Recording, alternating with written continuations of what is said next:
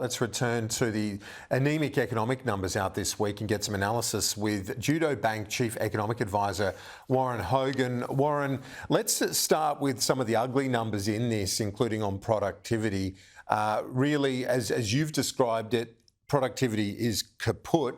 And when you put that alongside the warnings from Mike Henry, the BHP chief, and others, that the IR policies at the moment are going in the wrong direction, that they're going in the wrong direction when it comes to driving productivity. Where are we at right now on that issue? Yeah, hi, Kieran. Look, productivity is kaput. It fell in the quarter. It's down over the year, and it's at the same level as it was at the beginning of 2018. And of course, productivity is what drives increases in real wages, increases in profits for investors.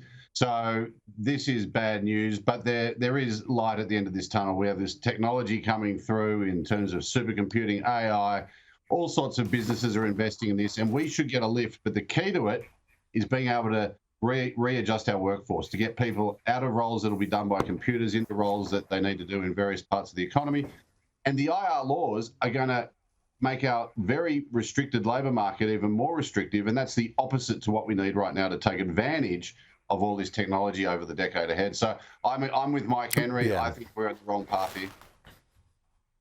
Mike Henry says that includes recent and proposed changes to IR, including same job, same pay and multi-employer bargaining. Why is that not fit for purpose in the economy as we go forward?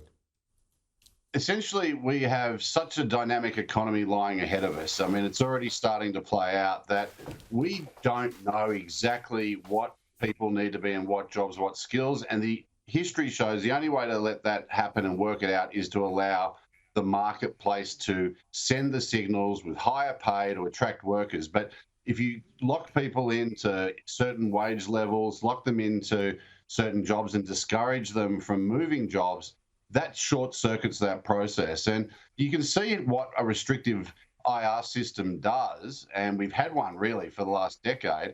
When that inflation came through 2 years ago, we couldn't see our wages go up because everyone was locked in, and that meant our real incomes and our standard of living went down. Whereas in places like the US and the UK, wages lifted and the people were able to sort of protect themselves against inflation. So that's just an example of why a rigid, highly regulated labour market is not going to work for the people of Australia and our economy going forward. So on the broader number, the recovery in household income and spending, that was some good news in there, but does it run counter to the prospect of a rate cut anytime soon?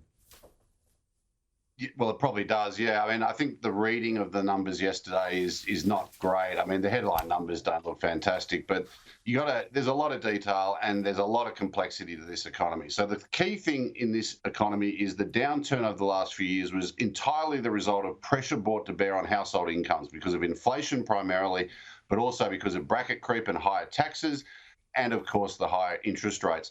We saw in the quarter the first signs of a recovery in household income, the best annual growth in 3 years. Consumers didn't spend it.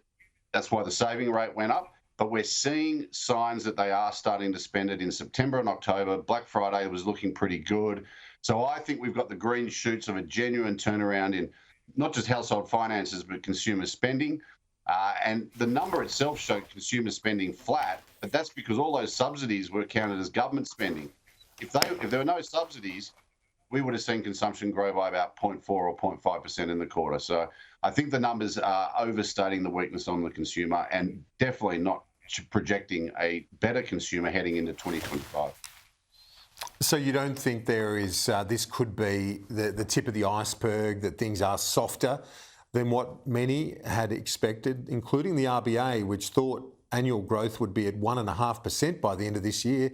It's at 0.8%, Warren.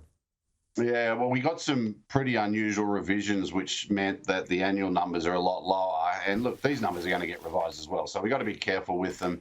But look, the RBA forecast for GDP, they're not too far off. And let's see what we get next quarter. We had a big rundown of inventories, which was probably unexpected. That should bounce back.